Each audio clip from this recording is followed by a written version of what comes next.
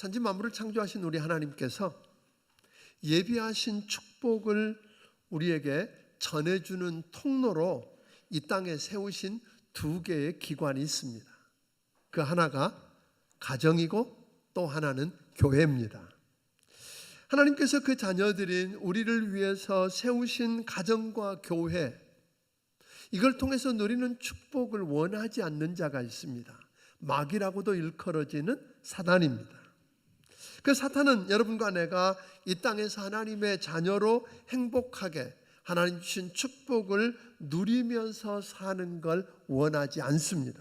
그래서 하나님께 세우신 가정과 교회를 끊임없이 공격하고 파괴하고 무너뜨리려고 하는 아주 집요하게 우리를 공격하는 걸 우리는 보게 됩니다. 요즘 수많은 가정들이 깨어지고 무너져 가고 있는데 그 이유를 여러 가지로 댑니다. 부부간의 성격 차이라고도 그러고 경제적인 문제라고도 그러고 이런저런 이유들을 대지만 사실 그 배후에는 사탄의 역사가 있다는 것 여러분이 잊지 않게 되기를 주의 이름으로 축원합니다. 교회가 흔들리고 만신창이가 되는 여러 이유들을 대고 있지만 그 배후에 여전히 누구의 역사가 있다고요? 사탄의 역사가 있다고 하는 것 여러분 기억하기를 바랍니다. 가정이 흔들리고 오늘 위협을 겪고 있는 그 내용을 보면은 비단 부부 간의 갈등만이 아니라 부모와 자식 간의 갈등도 도가 넘고 있다는 걸 우리는 보게 됩니다. 요즘은 보면 부모가 자식을 버리고 또 자식이 부모를 포기하는 그런 아픈 현실 속에 우리가 살고 있습니다. 이런 상황 속에서 어떻게 우리가 하나님께서 우리를 축복하기 위해서 하나님이 세우신 최초의 기관인 가정을 회복해서 하나님 주신 축복을 다 누리고 행복하게 살 수 있겠는가 하는 것입니다. 하나님이 주신 우리 가정을 파괴하고 우리를 망가뜨리려고 그 원수 마귀가 오늘 우는 사자처럼 집요하고 무섭게 우리에게 달려드는데도 불구하고 우리는 이 가정을 회복시켜야만 합니다. 아멘. 시킬 수 있습니다. 그래서 바울은 이 부부 문제를 다루기 전에 이 부부 문제와 부모 자식 문제 참 해결하기 쉽지 않은 이 두 문제뿐 아니라 요즘 말로 말하면 노사 문제, 소위 사용주와 고용인 사이에 있는 이 풀 수 없는 문제들을 다루기 직전에 에베소서 5장 18절을 통해서 우리에게 말씀해 주신 소위 그 해답을 줄 수 있는 말씀을 우리에게 주셨는데 5장 18절에 보면 술 취하지 말라 이는 방탕한 것이니 오직 성령으로 충만함을 받으라 하는 말씀해 주셨어요. 말은 무슨 말이냐면 예수 믿고 구원받아서 하나님의 백성이라고 그러고 하나님의 자녀라고 일컬어지는 우리는 세상 사람들과 다르게 살아야 된다. 사고방식도 달라야 된다는 거예요. 우리 힘으로 우리 지혜로 우리 사고방식으로 이 문제가 절대로 해결할 수 없고 풀 수 없다는 걸 알고 우리는 뭐 해야 되면 성령 충만해야 된다. 그래서 우리 지난 오전에서 그런 이야기 했잖아요. 성령 충만하지 않으면 우리가 피차에 복종할 수도 없고 또 피차에 우리가 감사하면서 세워줄 수도 없다 하는 이야기였어요. 그래서 우리는 성령 충만해서 그리스도께서 말씀을 통해서 우리의 삶을 온전히 지배하고 통치하도록 하는 그런 삶을 살아야만 가능하다고 하는 이야기를 했었습니다. 그래서 서로 인정해주고 감사하면서 아내는 남편을 하나님이 기뻐하시는 아름다운 사람으로 성공하도록 섬기고 남편은 아내를 아름답고 존귀한 사람으로 빚어질 수 있도록 섬겨야 하고 자녀들은 부모님께 순종하고 공경할 뿐 아니라 부모들은 자녀를 사사로운 감정이나 자기 목적이 아니라 주님의 말씀과 훈계로 양육해서 오늘 이 땅에 하나님의 뜻을 이루는 일을 해야 한다고 이야기했습니다. 그렇다면 우리는 하나님이 약속하신 축복을 전해주기 위해서 하나님이 세우신 소위 가정을 회복해서 하나님이 주신 축복을 다 누리고 체험할 뿐 아니라 우리 자녀와 우리 자식의 자식 자식의 자식 때까지 그 축복을 어떻게 물려줄 수 있을까요?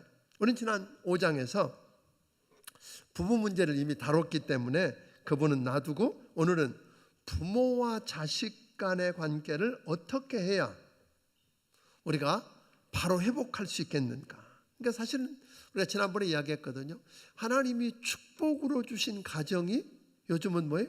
짐이 되고 아픔이 되는 이런 현실 속에서 어떻게 그 가정, 가만히 보니까 가정이 흔들리는 이유들을 하나 살펴보았더니 부부간의 관계가 회복돼야 되고, 근데 부모 자식 간의 관계가 또 회복시켜야만 되는 문제를 우리는 보았는데, 이 문제를 지난 시간에 이야기한 것처럼 부부간의 문제를 이야기하고 났더니 집에 가서 뭐라 그래요? 쿡 찌르면서 들었지. 아내가 뭐 하라 그래서? 순종하라 그랬잖아. 남편도 쿡 찌르면서 남편이 아내에게 어떻게 하라고? 뭐 이렇게 기능적인 기술을 일으켜서 해결될 문제가 아니더라는 거예요. 자식과 부모 간의 문제도 역시 똑같더라 그런 거예요. 부부 문제나 부모 자식 문제는 노력하고 애쓰고 힘쓴다고 해결되지 않더라는데 우리 아픔이 있는 거 아니에요? 그래서 오늘 성경은 우리가 뭐라고 말합니까? 성령 충만해야. 아멘? 성령 충만해야 된다는 거예요. 그러니까 그걸 전제하고 있는 거예요. 성령 충만해서 피차에 복종하고 피차에 서로 감사하고 서로 세워주는 일에 쓰여주려고 하는 마음이 없으면 별 수단과 별 방법을 동원해도 안 되더라 하는 거예요. 그래서 오늘 여러분들에게 저는 이걸 전제하고 오늘 본문에 들어갈 거예요. 여러분들이 뭐 했다고? 성령 충만하다고 전제하고 그 상황에서 우리가 어찌해야 할까를 이야기할 텐데, 그러기 위해서 오늘 여러분들에게 다시 한번 광고합니다. 내일부터 뭐 그래 봐야 5일밖에 안 되잖아요. 금요일까지 새벽을 깨워서 정말 하나님, 내가 은혜 받아야 됩니다. 성령 충만해야 됩니다. 아멘. 성령께서 말씀을 통해서 저를 지배하고 다스리지 않으면 내가 한 해를 결산할 수도 없고 새해를 시작할 수도 없습니다. 살려주세요. 우리 가정 살려주세요 하는 마음으로 기도하고 다음 주간 부흥성에 참여해서 이 놀라운 은혜들을 체험하게 되기를 주의 이름으로 축원합니다. 그렇다면 자, 오늘 본문을 통해서 우리 가정을 회복시키기 위해서 우리 하나님은 할 말 있다 그러시는 거잖아요. 자녀들아, 내가 너희한테 할 말 있고 부모들아, 너희한테도 할 말이 있다. 그렇게 이야기하셨는데 오늘 그렇다면 첫 번째로 가정을 회복시키기 위해서 자녀에게 할 말이 있다고 하신 하나님이 명령한 게 무언가 하는 겁니다. 1절을 우리 한번 읽어보겠습니다. 시작. 자녀들아, 주 안에서 너희 부모에게 순종하라. 이것이 옳으니라. 오늘 여기 보니까 자녀들아, 주 안에서 너희 부모에게 순종하라 그렇게 이야기했어요. 그러니까 이 말을 우리가 오해할 수 있거든요. 주 안에서라고 하는 핑계를 대고 순종하지 않아도 될 만한 이유들을 찾습니다.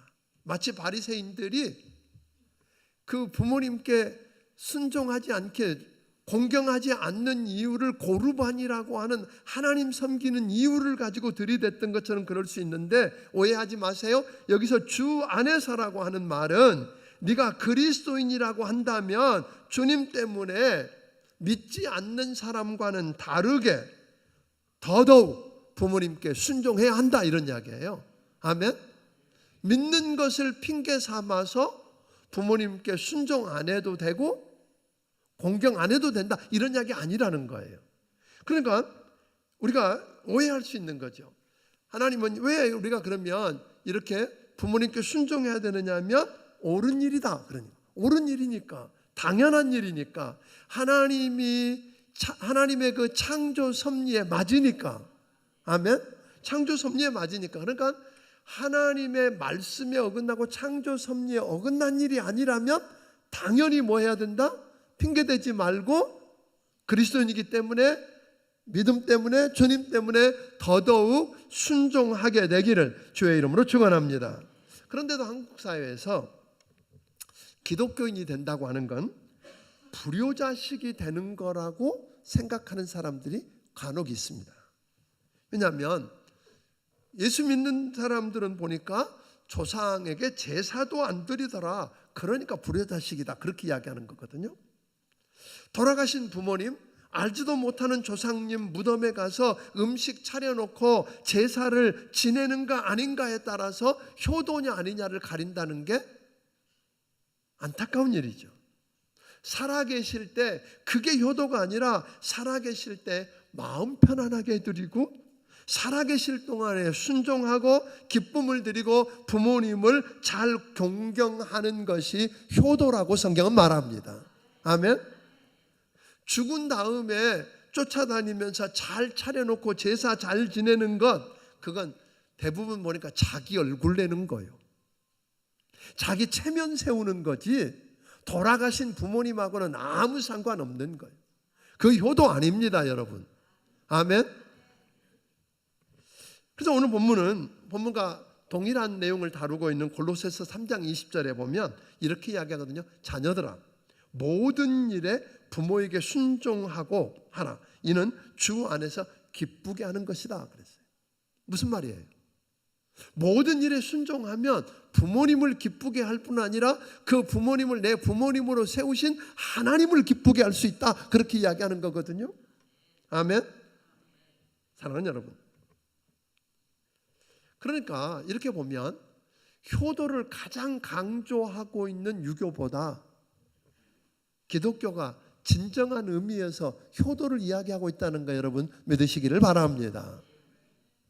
더군다나 성경은 주 안에서 부모님께 순종하라 하는 것은 부모님에게 존경할 만한 게 있느냐, 사회적인 위치가 있느냐, 뭘 가졌느냐, 뭘 이뤘느냐, 나한테 어떻게 했느냐 여부에 따라서 순종할 수 있고 안 할 수 있다고 말하지 않습니다.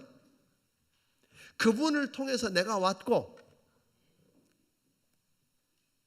그 부모님 뒤에 계신 하나님, 그러므로 그 부모님을 통해서 나를 만들고 나를 만들어가고 계시는 그 하나님의 섭리를 바라보면서 그 하나님 때문에 부모님께 순종하는 여러분들이 되기를 주의 이름으로 축원합니다. 그러니까 주님은 부모라고 하는 그 권위와 위치를 뭐하고 인정해드리고, 그러니까 순종이라고 하는 말 뜻은 이런 거거든요. 그 아래서 듣는다 그런 뜻이에요. 그러니까 부모님의 권위와 위치를 인정하고 그 아래서 듣고, 그러니까 순종해 드릴 뿐 아니라 그 부모님을 뭐하라는 거예요? 어머니와 아버지를 공경하라고 말합니다. 즉 존중해 드리고 봉양까지 하라는 거예요. 자식을 키우느라고 다 쏟아버리고 빈 껍데기밖에 없는, 그리고 약해진 부모님을 봉양해야 한다고 이야기하는 겁니다.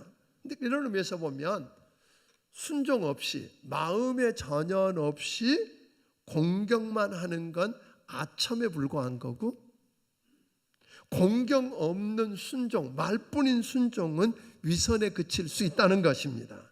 이렇게 부모님께 공경해야 되는 또 다른 이유를 2절은 이렇게 이야기합니다. 2절 3절을 읽어봅니다. 시작. 내 아버지와 어머니를 공경하라. 이것은 약속이 있는 첫 계명이니 이로써 내가 잘되고 땅에서 장수하리라. 원래 성경 그렇게 이야기하거든요.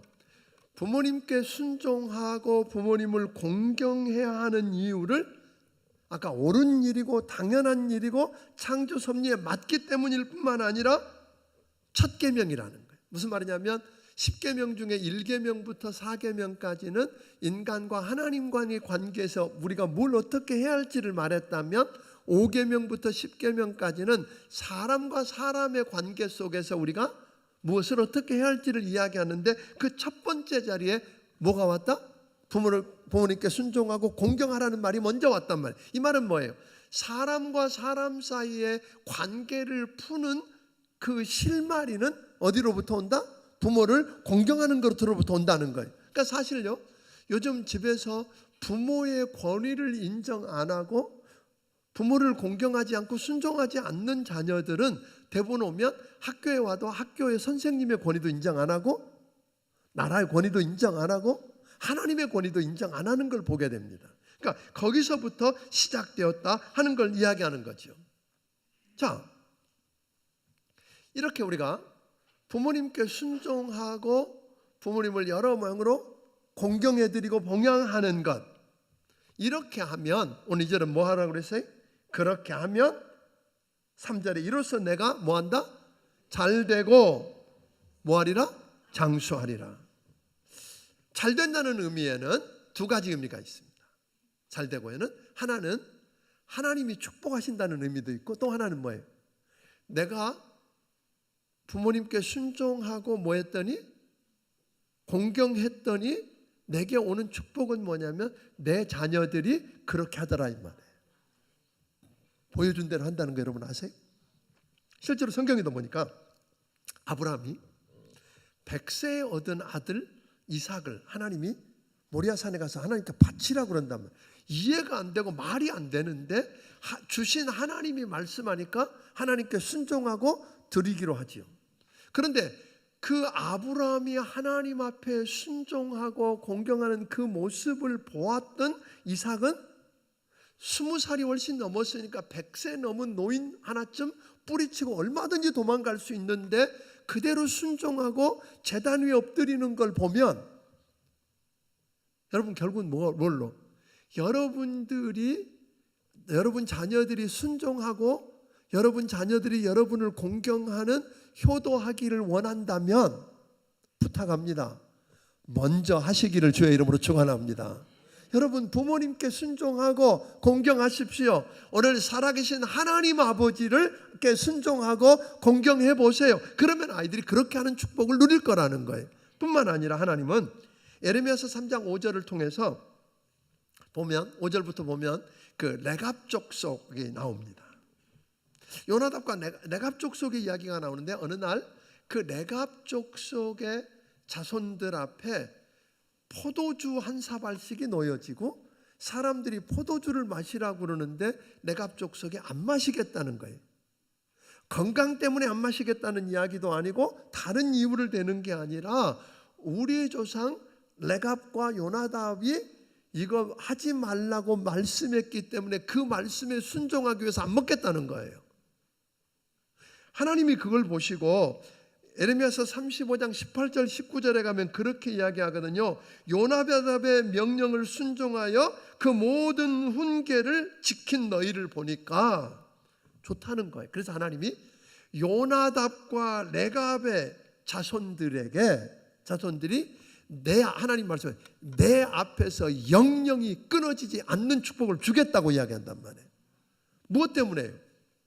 그 부모님께 그 조상에게 명령에 순종하고 공경하는 것만 갖고도 하나님은 축복하시겠다고 이야기하는 걸 보게 되는 거죠. 거기다가 땅에서 잘 되고 하나님의 축복과 자녀가 여러분에게 동일하게 순종하고 공경하는 축복을 누릴 뿐 아니라 장수의 축복을 주겠다고 그러잖아요. 그러니까 보약 많이 잡수는 것보다 뭐 하는 게 더 나아요? 순종하고 공경하기를 주의 이름으로 축원합니다. 그런데 사실 이게 꼭 그렇게 산술적으로 또 효도하면 몇 살까지 산다 이런 이야기 아니잖아요. 그런데 정해진 수완보다는 더 살 거라. 왜? 그 안에 뭐가 있어요? 그렇게 할 때 기쁨이 있잖아요. 즐거움이 있잖아요. 감사가 있잖아요. 이런 사람에게 하나님이 주신 축복이라는 거예요. 그런데 이렇게 귀한 축복을 약속했지만 부모님께 순종하고 공경하면서 효도하는 게 자연스러운가요? 안 자연스러운가요? 자연스럽게 돼요? 잘 안 돼요.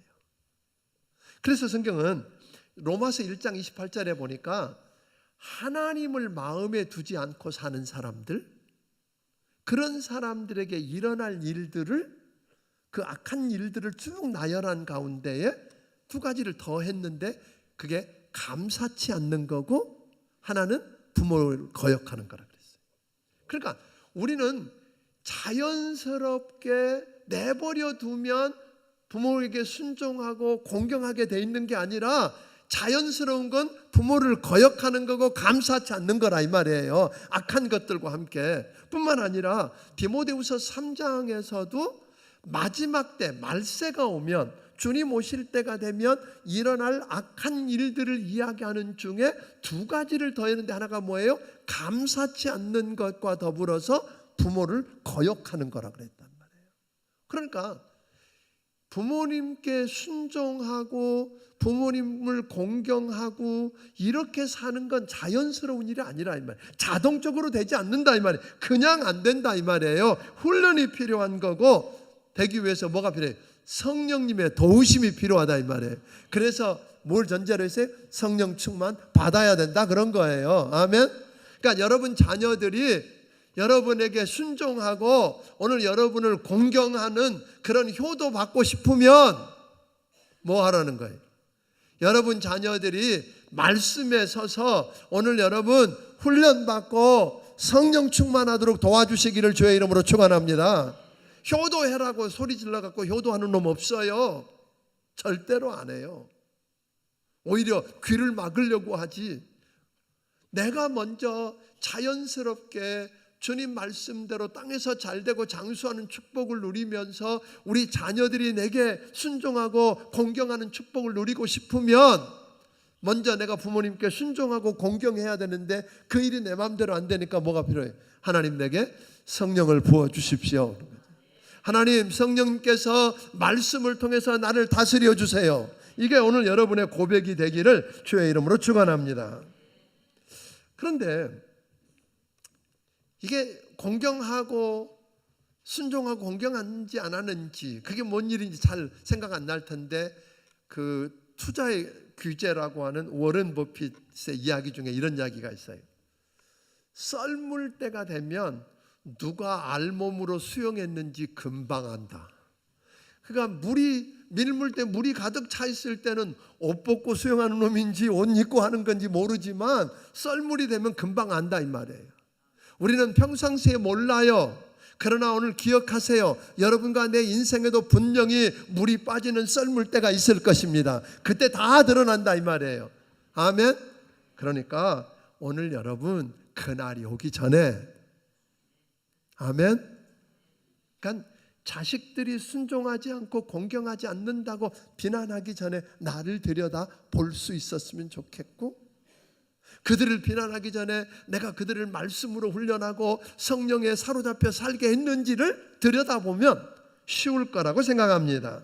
또 연세 드신 여러분, 이제 나이도 먹고 힘도 없고 애들은 말 안 듣고 가진 건 없고, 그렇다고 주눅들지 않기를 바랍니다.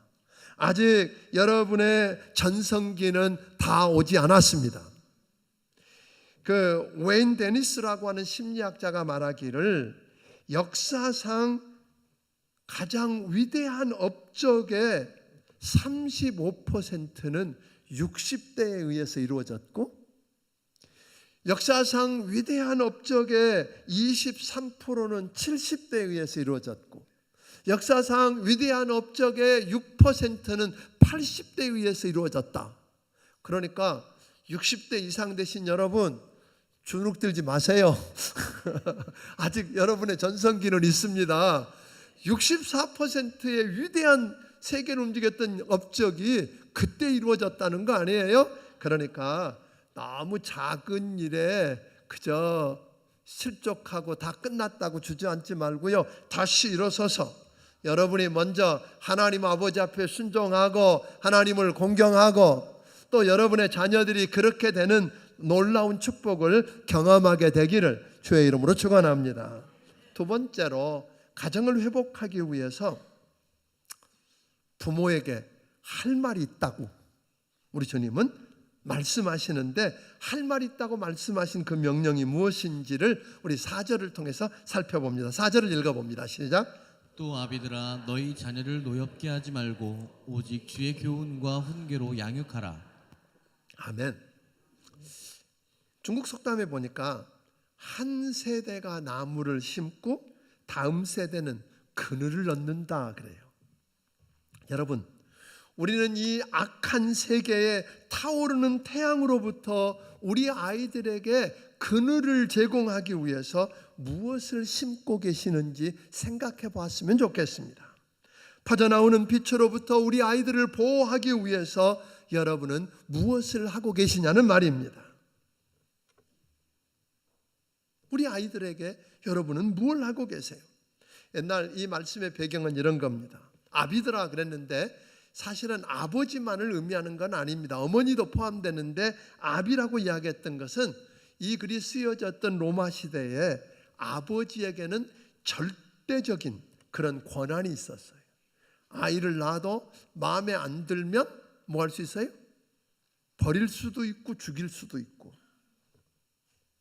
그러니까 자녀들은 항상 숨도 제대로 못 쉬고 아버지 밑에서 말을 들어야 하는 상처를 받고 사는 아이들이었어요. 자, 그렇다 그러면 요즘 우리 아이들도 그런 시대가 아닌데도 남자 아이들에게 설문조사를 해보았더니 자기에게 가장 상처를 많이 준 사람 1위가 아빠라는 거예요. 딸들에게 물어봤어요. 자기가 누구한테 상처를 제일 많이 받았냐 그랬더니 엄마래요. 여러분 안 믿겠지만 이건 통계로 나온 이야기예요. 가장 가까운, 가장 사랑한다고 하는 엄마 아빠로부터 뭘 받았어요? 상처를 받았어요. 노여움을 받았다는 거예요. 그런데 성경은 뭐라고 그랬어요? 아비들아, 내 자녀를 뭐 하지 말라? 노엽게 하지 마라 그랬단 말이에요. 상처 주지 마라 이런 이야기예요. 그러면 언제 우리 아이들이 상처를 받고 노여움을 받을까요? 그건 다른 게 아니라 엄마 아빠가 서로 싸우면서 화낼 때, 서로 싸울 때예요. 또 화가 났을 때. 여러분 아빠들 밖에서 일하다가 화나면, 엄마가 또 부부간에 싸우고 화나면 누구한테 분풀이해요? 물어볼 거 없지요 뭐. 했잖아요 그렇게. 옛날에 내버려 뒀던 일을 소리를 지르고 왜 하냐고 그러고 까닭없이 다른 사람이 되어서 등짝이 후리는 소리가 나오고 소리를 지르고 이럴 때 아이들이 상처를 받는다는, 화풀이 하는 것 때문에. 그런데 애들이 그때 어떤 느낌일까요? 내가 좀 더 크기만 해봐라 이런 거잖아요. 억울하니까, 괜히 당했다고 생각하니까. 그래서 아이들을 노엽게 하는 거고, 또 하나 노엽게 하는 게 뭘까요? 부모가 아이에게 하나님이 주신 은사나 소질, 재능과는 상관없이 아빠의 목적, 엄마 아빠의 목적을 위해서 아이들을 이용하는 거예요. 그러니까 예를 들면 부모가 공부 못했어. 그때는 뭐 돈이 없어서 못할 수도 있고 여러 모양으로 못했으면 이제는 뭐예요? 내가 돈 다 대주고 학원 보내주고 뭐 할 테니까 너는 뭐예요? 공부하라는 거예요. 그 아이가 공부에 소질이 있는지 없는지 상관도 안 하는 거예요. 하나님이 그 아이를 통해서 어떤 일을 통해 영광 받으실지 생각도 안 하는 거고 무조건 밀어붙이고 공부 잘하면 무조건 뭐 되라는 거예요? 의사 되래. 의사 되면 누구만 좋으라고? 의사는 요만한 박스 속에서 앉아있고 누구만 좋겠어요? 세간에 하는 이야기는 장모하고 마누라만 좋대. 농담입니다만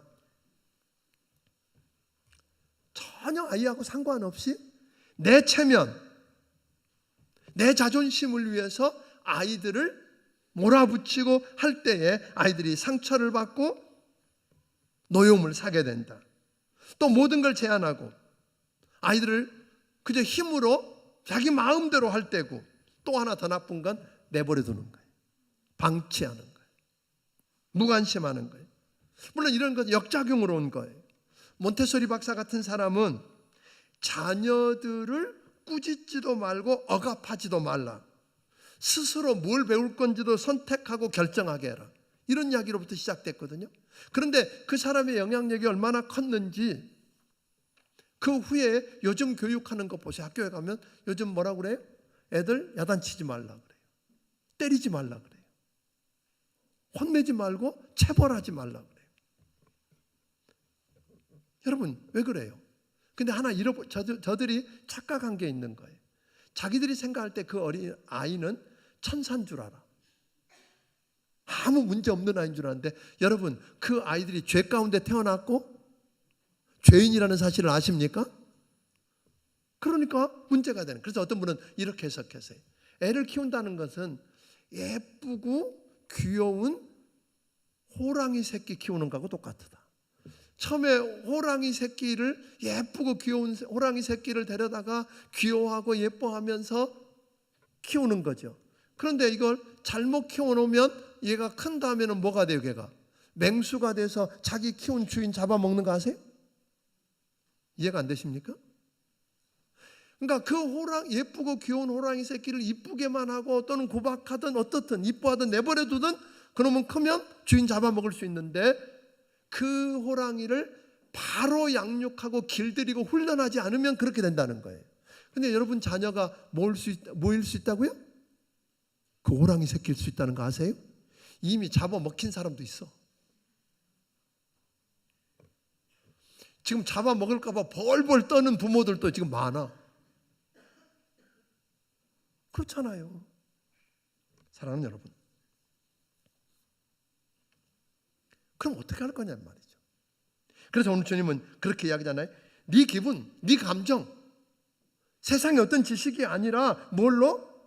4절에 뭐라 그랬어요? 주의 교훈과 훈계로 양육하라 그랬어요.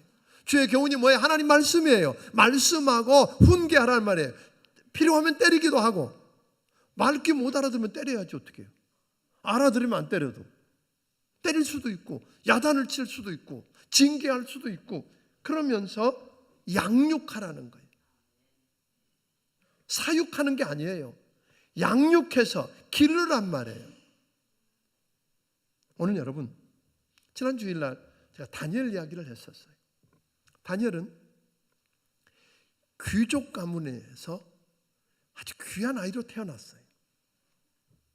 그런데 어린 나이에 나라가 망하니까 바벨론이라고 하는 먼 제국의 포로로 잡혀가요. 조기 유학 간 거 아니라고요. 이민 간 거 아니에요. 부모와 형제와 누구의 도움도 받을 수 없어요. 그냥 그곳에 내팽개쳐졌어요. 그런데 그 아이가, 여러분 아세요? 제국이 바뀌고 왕조가 바뀌어도 여전히 변함없이 가장 위대한 사람으로 영향력을 끼치며 살 수 있었단 말이에요. 형통하면서. 그 비밀을 성경은 이렇게 가르쳐 주잖아요. 나이 어려서 그 먼 곳으로 홀로 내팽개쳐졌지만 어려서 뭘 배웠다고요? 하나님의 말씀을 배웠고 말씀이 그 안에 살아 있었다고요.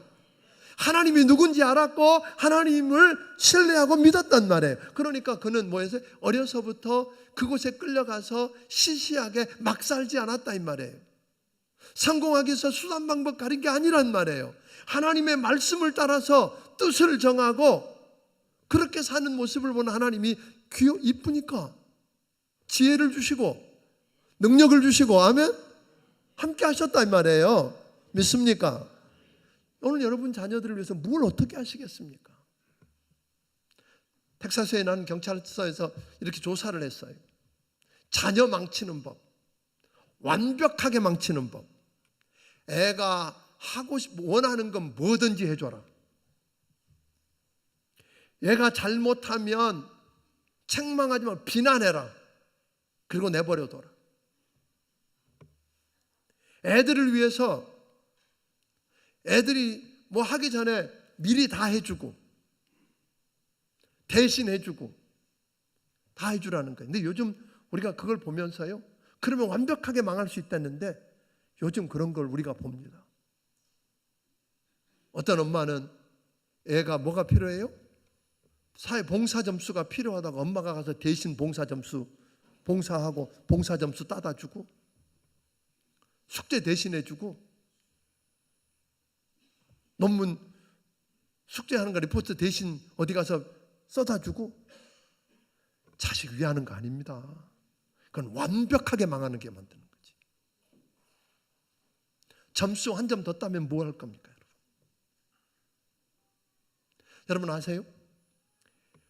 부모가 모든 걸 바쳐서 올인해서 재산 뭐 다 해가지고 자식 공부시키고 성공하게 만들어 놓치고 효도하는 놈 있으면 데리고 와보세요. 하나라도 있으면 데리고 오세요. 없어요. 자기밖에 몰라요. 그런 아이는. 그런 아이가 절대로 효도 안 합니다. 우리 아이가 여러분 주일날 학원 보내서 교회는 안 와도 학원 가서 시험이니까 가야 된다고요? 그 점수 하나 더 따서 어떡할 건데요? 여러분이 언제까지 아이를 책임질 건데요? 정말로 여러분 자녀가 하나님께 순종하고 하나님을 공경하고 부모님께 순종하고 부모님을 공경하는 아이가 되기를 원하세요? 그래서 하나님이 주신 축복을 누리기를 원하십니까? 다니엘처럼. 그럼 좀 달라져야 됩니다. 저는 우리 가정이 회복돼야 된다고 믿습니다. 부모 자식 간의 회복이 되고 부부 간의 회복이 되면 가정은 회복될 수 있습니다. 회복되어야만 하나님이 주신 축복을 누리고 우리 대만 누리는 게 아니라 우리 자식과 자식의 자식의 자식의 자식 때까지 전할 수 있습니다. 이런 은혜를 저는 우리 성도들이 누리기를 주의 이름으로 축원합니다. 다니엘 보니까 그곳에 가서도 하나님이 지혜 주시고 은혜 주시니까 달랐단 말이에요. 말씀이 있으니까 시시하게 안 살잖아요. 요셉도 하나님 말씀이 그 안에 있으니까 노예로 팔려가서 시시하게 막 살지 않잖아요. 그럼 누가 키워요? 하나님이 세우시잖아요. 전 이런 은혜 우리 자녀들이 경험하기를 주의 이름으로 축원합니다. 그래서 우리 아이들 마음속에 여러분 노엽게 하지 말고요, 내 방법으로 내 식으로 하려고 하지 말고요, 하나님의 말씀으로 하십시오. 훈계하십시오. 그래서 하나님의 멋진 자녀로 양육해 가기를 주의 이름으로 축원합니다. 그랬으면 좋겠어요. 그리고 먼저 여러분이 순종하고 공경하는 걸 보이십시오. 그래서 따라서 오게 하십시오. 그렇게 안 한다고 비난하지 마십시오. 여러분이 먼저 무릎을 꿇으십시오. 하나님, 나를 불쌍히 여겨달라고, 내게 먼저 성령을 부어달라고, 그리고 우리 아이가 하나님을 만나게 해달라고, 말씀이 그 안에 살아있게 해달라고. 그래서 성경 대탐도 그렇게 하게 하고 하자는 거 아니에요?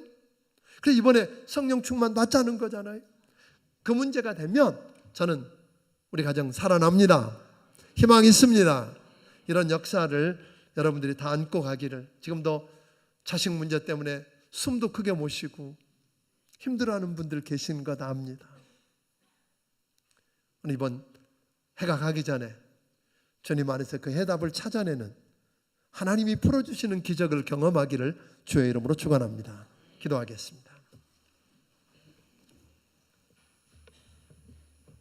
하나님 아버지, 하나님이 세우신 최초의 기관인 가정을 회복하기를 원하시는 것 감사합니다. 가정이 회복되는 게 하나님의 뜻인 것을 믿습니다. 하나님 아버지, 부부가 회복되게 도와주시옵소서. 부부 관계가 회복될 뿐 아니라 부모와 자식 간의 관계가 회복되게 하여 주시옵소서. 자녀들은 부모님께 순종하고 공경할 뿐 아니라 부모는 자녀를 노엽게 하지 아니하며 아버지 하나님, 하나님의 말씀과 훈계로 양육하게 하셔서 아버지 하나님, 회복되는 하나님의 천국을 경험하게 하여 주시옵시고, 우리 자녀들이 다니엘처럼 요셉처럼 하나님 붙들려 쓰여지게 하여 주시옵소서. 하나님 주신 은혜가 너무 크고 감사해서 주신 것 중에 10의 1조와 감사의 물과 선교원금과 주일원금과 또 추수감사의 물을 우리 주님 앞에 드립니다. 받아주시고 축복해 주시되 오늘 말씀처럼 저들 가정이 회복되어지고 무엇보다 부부간의 부모 자식 간의 관계가 회복되어서 하나님의 뜻을 경험하게 하여 주시옵소서. 예수님 이름으로 기도하옵나이다. 아멘. 말씀을 기억하시면서 찬양드리며 준비하신 예물을 하나님께 드리겠습니다.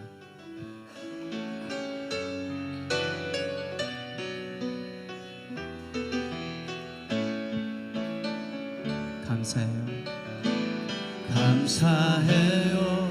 깨닫지 못했었는데 내가 얼마나 소중한 존재라는 것,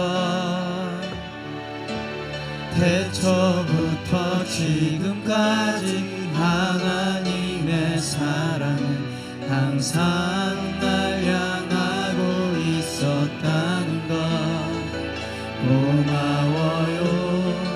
그 사랑을 가르쳐준 당신께, 주께서 허락하신 당신께 그리스도의 사랑을 또 더욱 섬기며 이제 나도 세상에 전하리라. 당신은 사랑받기 위해 그리고 그 사랑 전하기 위해 주께서 택하시고 이 땅에 심으셨네. 또 하나의 열매를 바라시며 당신은 사랑받기 위해 당신은 사랑받기 위해 그리고 그 사랑 전하기 위해 주께서 택하시고 이 땅에 심으셨네. 또 하나의 열매를 바라시며. 이제는 우리 주 예수 그리스도의 크신 은혜와 하나님 아버지의 무한하신 사랑과 성령님의 감화 감동하시고 역사하시며 충만하심이 가정을 회복해서 하나님이 계획하신 뜻을 이 땅에 다 이루는 축복의 통로로 쓰여지기 원하는 심령들 머리머리 위에 지금부터 영원까지 함께해 주시기를 예수님 이름으로 축원하옵나이다. 아멘.